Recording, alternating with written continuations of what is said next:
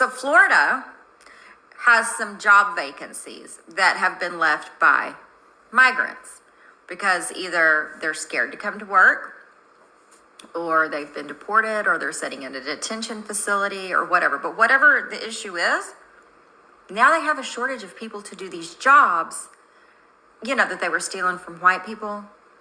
Those jobs, guess who's not doing them? The white people that they apparently stole the jobs from. So, in the Florida Senate today, the Tourism and Commerce Committee passed a bill that will now go out to the full Senate. And in that bill, they were like, you know what? 14-year-olds.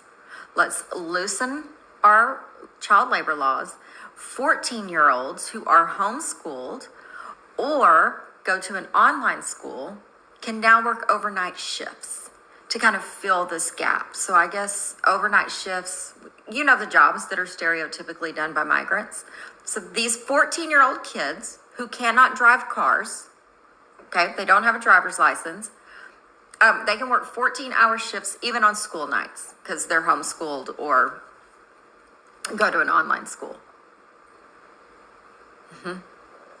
Yeah, I can't imagine what issues could possibly come up by putting 14-year-olds to work with grown adult people in overnight shifts when the kids have no transportation and no way to leave.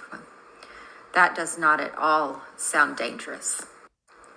So some kids did go up, I guess, to testify against this.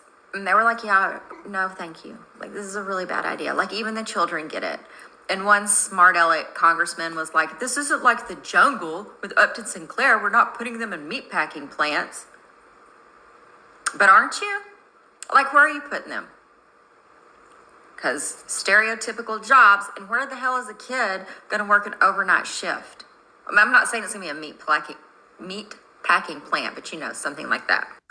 And y'all, you can bet your sweet patootie that the people who are making these laws and making it to where 14-year-olds can go work overnight shifts, whether it's a school night or not, you can bet that their kids won't be doing this.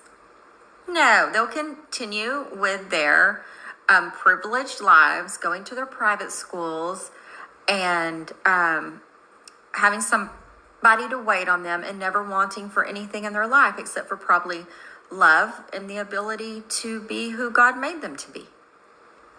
Aside from that, they'll want for nothing.